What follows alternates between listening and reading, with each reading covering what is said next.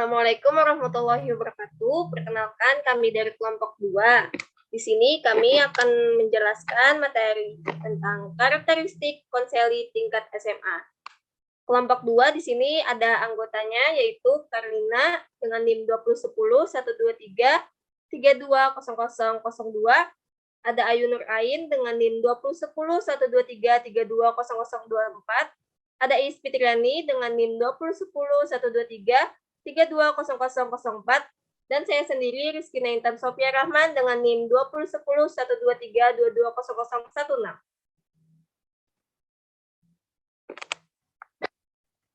Di sini kami akan membahas yang pertama ada definisi karakteristik konseling di tingkat SMA. Yang kedua ada teknik-teknik pemahaman peserta didik atau konseli. Yang ketiga ada pemanfaatan data hasil asesmen untuk memahami peserta didik atau konseli, dan yang keempat ada perencanaan program bimbingan dan konseli.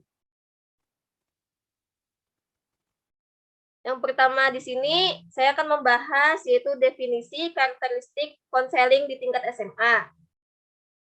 Yang pertama ada karakteristik siswa merupakan salah satu variabel dari kondisi pengajaran. Variabel ini didefinisikan sebagai aspek atau kualitas perseorangan siswa.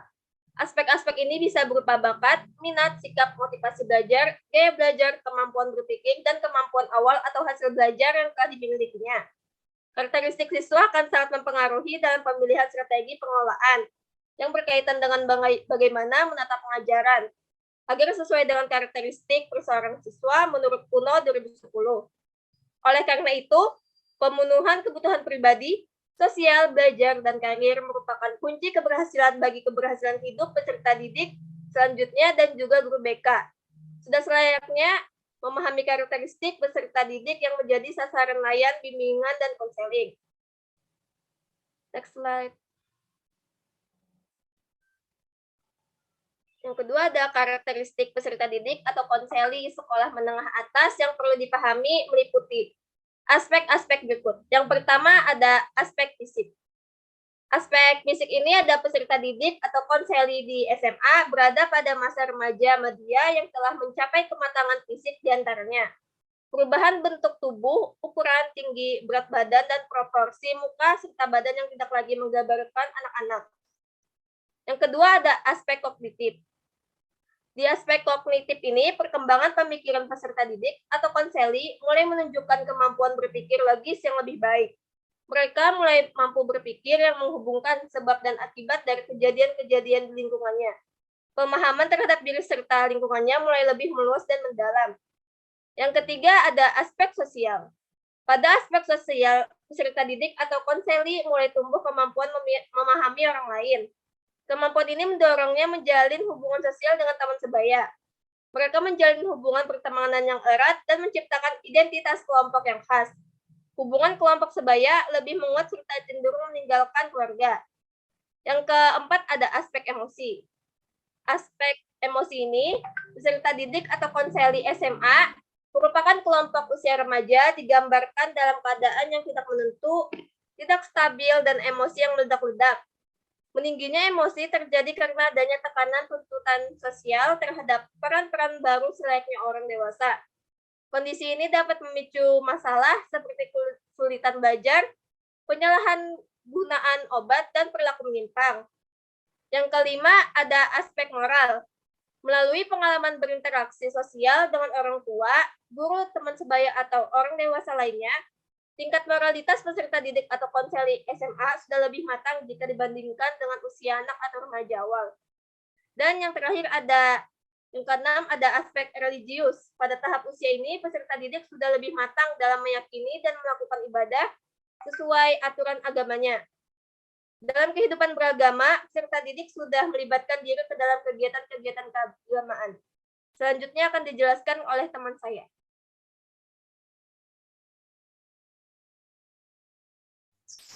Baik, untuk yang selanjutnya yaitu ada teknik-teknik pemahaman peserta didik atau konseling.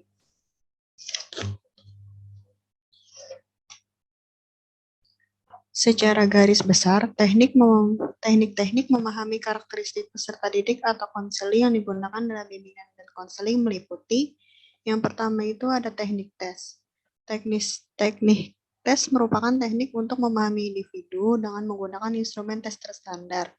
Nah, guru bimbingan dan konseling atau konselor yang telah memiliki lisensi melalui pelatihan sertifikat dapat menggunakan instrumen tes yang telah dipelajari.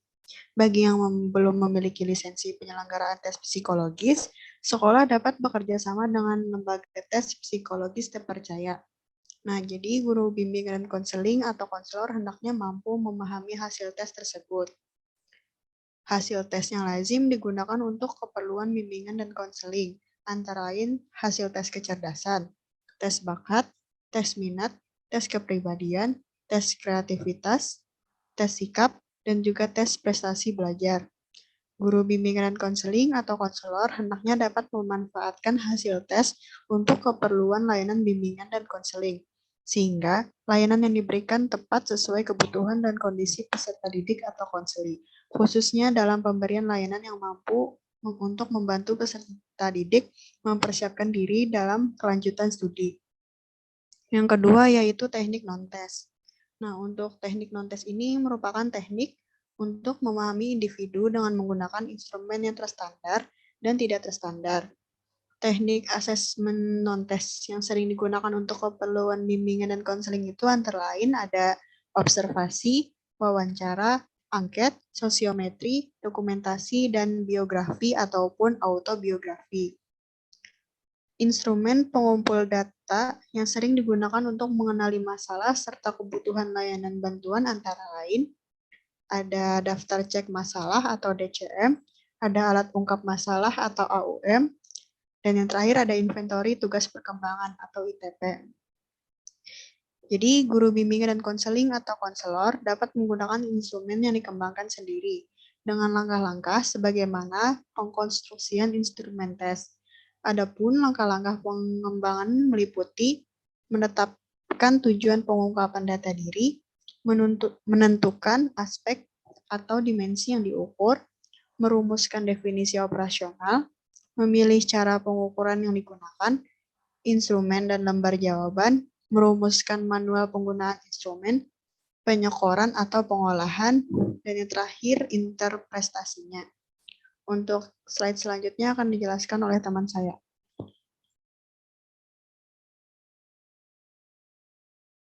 Baik, selanjutnya yang ketiga, pemanfaatan data.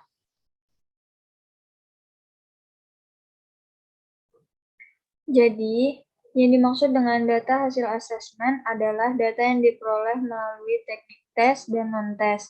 Nah, data hasil pemahaman terhadap peserta didik atau konseling dapat digunakan untuk yang pertama itu ada membuat profil individual setiap peserta didik atau konseling. Nah, berdasarkan data hasil asesmen, maka setiap peserta didik atau konseli dapat disusun profil yang menggambarkan tentang identitas diri peserta didik, karakteristik, tugas perkembangan, klasifikasi kecerdasan, bakat, minat, motivasi belajar, kesiapan belajar, kemampuan hubungan sosial, kematangan emosi, prestasi akademik dan non-akademik yang dimiliki, latar belakang keluarga, sekolah, masyarakat, dan lain-lain. Nah, serta gambaran tentang kekuatan dan kelemahan setiap peserta didik atau konseling.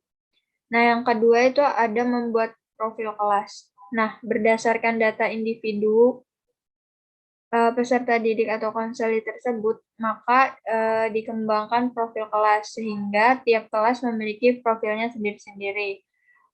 Profil sebaiknya dibuat ke dalam bentuk metrik misalnya dalam format landscape Excel atau dalam bentuk grafik sehingga semua data dapat dimasukkan. Nah, dengan profil kelas ini dapat diketahui kedudukan peserta didik atau konseli dalam kelasnya. Profil akan menggambarkan variasi kebutuhan layanan bimbingan dan konseli yang meliputi bimbingan dan konseli pribadi, sosial, belajar, dan karir. Nah, yang terakhir, yang ketiga, menyusun rancangan program layanan bimbingan dan konseling. Nah, berdasarkan profil individual dan kelas disusun rancangan program layanan bimbingan dan konseling secara individual, kelompok, klasikal, kelas besar atau lintas kelas, dan atau menggunakan media. Layanan bimbingan dan konseling dapat dirancang secara khusus untuk dilaksanakan oleh guru bimbingan dan konseling atau konselor, serta dapat pula dirancang berkolaborasi dengan staf lainnya. Selanjutnya akan dijelaskan oleh teman saya. Baik, selanjutnya yaitu saya akan membahas tentang perencanaan program bimbingan dan konseling. Program bimbingan dan konseling berfokus pada layanan bagi seluruh siswa dan seluruh aspek kehidupan, baik aspek akademik, karir, dan pribadi sosial. Program bimbingan dan konseling ini memberikan layanan kepada individu mulai usia dini, taman kanak-kanak, sampai dengan usia remaja, SMA atau SMK. Sehingga individu mengetahui, memahami, dan terampil dalam 3 area kehidupan mereka, yaitu kehidupan akademik, karir, dan pribadi sosial. Program bimbingan dan konseling di SMA disusun berdasarkan kebutuhan peserta didik atau konseli dan kebutuhan sekolah. Berdasarkan Peraturan Menteri Pendidikan dan Kebudayaan Nomor 111 Tahun 2014 tentang bimbingan dan konseling pada pendidikan dasar dan pendidikan menengah. Struktur program bimbingan dan konseling terdiri atas rasional, visi dan misi, deskripsi kebutuhan, tujuan, komponen program, bidang layanan, rencana operasional, atau action plan. Pengembangan tema atau topik, rencana evaluasi pelaporan dan tindak lanjut, serta anggaran biaya. Upaya mencapai tujuan program bimbingan dan konseling perlu direalisasikan melalui implementasi tahapan kegiatan secara sistematis dan komprehensif agar program bimbingan dan konseling dapat terselenggara dengan baik. Upaya tersebut dimulai dengan perencanaan program layanan bimbingan dan konseling dalam 2 tahap, yaitu tahap pertama yaitu tahap persiapan atau preparing. Tahap persiapan atau preparing terdiri atas kegiatan yaitu A. Melakukan asesmen dan analisis kebutuhan, B. Aktivitas mendapatkan dukungan unsur lingkungan sekolah, C. Menetapkan dasar perencanaan layanan bimbingan dan konseling. Yang tahap kedua adalah tahap perancangan atau designing. Tahap perancangan terdiri dari 2 kegiatan yaitu yang A. Menyusun program tahunan dan yang B. Menyusun program semesteran.